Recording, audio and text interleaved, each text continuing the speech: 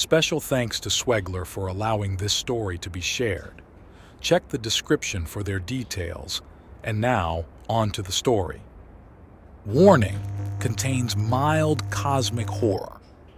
I leaned on the back of my captain's station on the command deck of my very own freelance mercenary vessel, FMV. Wandering Fortune, profoundly bored after the third consecutive week of FTL travel towards the location of their newest client. Remote locations in the far reaches of space had their uses, and it was also not uncommon a meeting point for us and our hopefully wealthy employers. It was not a rare occurrence that these meeting points were the bait for pirate ambushes. However, I had little to worry about if that was the case today or any other day, really.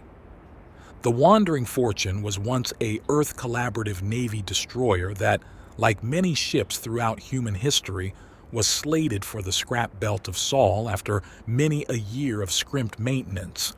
I managed through a handful of contacts, had semi-legally purchased the stripped hulk, and spent every spare credit restoring my ship through my own blood, sweat, and bountiful profanity.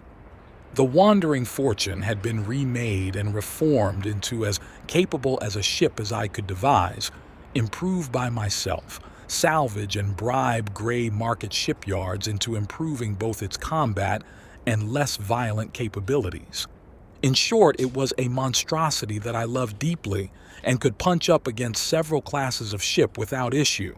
So if this was a pirate trap, then the outcome would be little more than some fuel and ammunition expenditure, and the salvage supplies would help offset the finances. The Wandering Fortune approached the given rendezvous point and slowed down, preparing to breach the dimensional foam that bypassed vast stretches of space.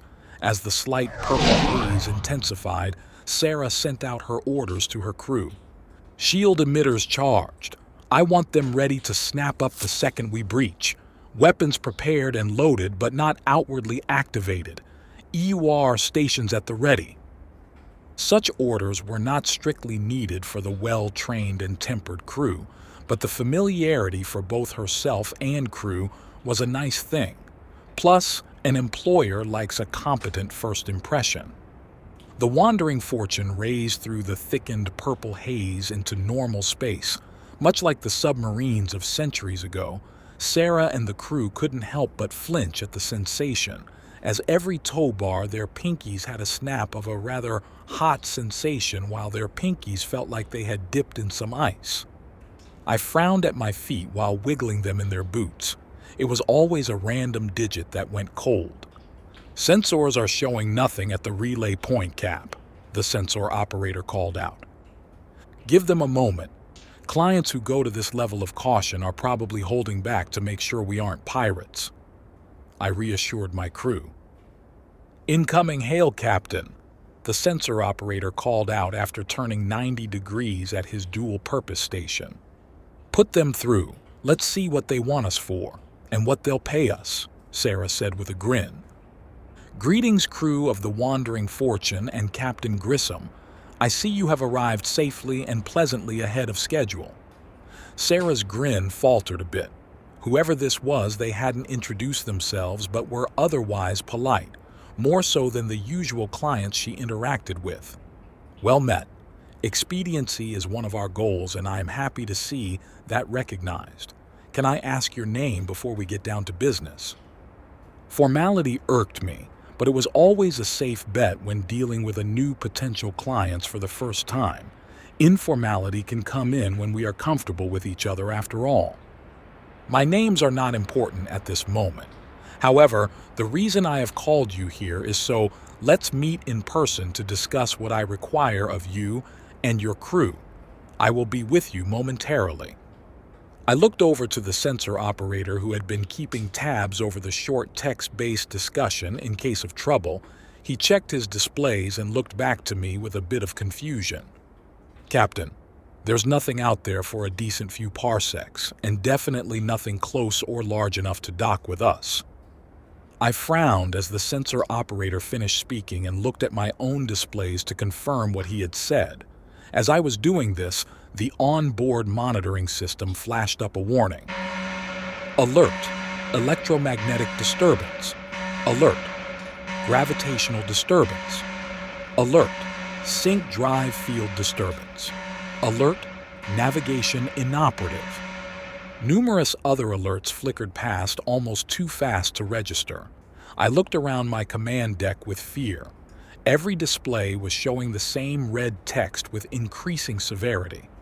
As I opened my mouth to order the helm to begin evasive maneuvers, I started to feel a vibration in the deck, and within my skin, I felt a pressure in my bones like my marrow was expanding. A buzzing sound started behind me. It sounded like it was played both in reverse and bit crunched, and as soon as it started, it ended. "Hello, Captain," the figure said after appearing behind me and a little to the left. I shot around to stare at the figure in time for the defensive anti-boarding turrets to unfold and aim at the figure with their aim wavering, belying a lack of a solid lock. Now, we shan't be having that today," said the figure while tutting at the wavering turrets. The figure turned towards the captain, whose eyes flicked between the recognizable but amorphous figure in confusion and fear. "Who the fuck are you?" I shouted at the figure once my training and command experience finally snapped into place to try and take charge of the situation. "I have many names, Sarah, across many cultures and times," the figure stated. "Tell me then, else this is done. No services offered, and I will turn this ship around and you can take your government black ops spy teleporting shit off my ship," I said to the figure in not a small amount of anger.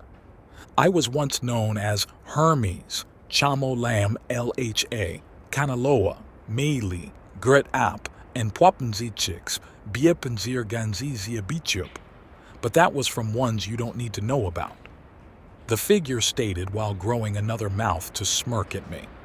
That last name in particular made every single tooth in my mouth angrily vibrate. "Please never say that last one again," I asked with a loud, unintentional buzz and grimace. "Very well. In order to cater to your dimensional sensibilities, you may call me the Traveler. Now to business that I think you may be interested in. I have a number of contacts for you and your crew to solve problems you may find unconventional but well rewarded." I absolutely did not trust this person babbling nonsense in front of me, but it was clear they at least had the funds or connections to get their hands on the kind of tech that would make any of the micro-governments cream their collective pants, so they could at least offer something worth our time, hopefully. "I can offer you something very worth your time within reason," the figure stated to my mild surprise. "So, name your price. That is what you do for these deals, isn't it? Between the... what was it again? Ah, client and contractor, that's the names. Normally, it is stated what you want us to accomplish before we can negotiate a price," I said with a frown. "How did they not know this?" "Ah, of course. There is a wild, dangerous creature threatening the population of a city I would like you to deal with. Just don't destroy the local ecosystem. A relatively easy first mission for you before we move on to the more dangerous tasks." Easy enough, I thought. This weirdo probably set up a resort on a dangerous world and wants us to protect his investment. That sounds achievable, but we want 50,000 credits provided the location is within a week of travel from here, else the price goes up. That is reasonable, and do not worry about travel costs or time. I will handle that for you. The figure nodded with an arm starting to rise.